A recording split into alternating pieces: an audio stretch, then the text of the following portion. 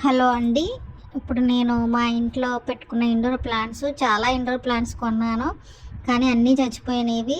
ఎప్పుడైతే ఇట్లా విండో పక్కన కొంచెం లైట్‌గా సన్‌లైట్ పడే ఏరియాలో పెడుతుంటే అప్పుడు మాత్రమే ఈ మొక్కలు బతికినవండి.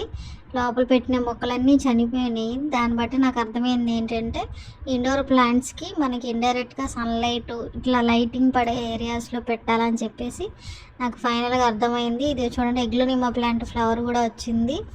అలాగే ఈ ఎగ్లోనిమా ప్లాంట్స్ ఇలా కొన్ని ఆకులైతే ఇలా డ్రైగా అయిపోతున్నాయి. ఎప్పటికప్పుడు వాటిని కట్ చేస్తున్నాను.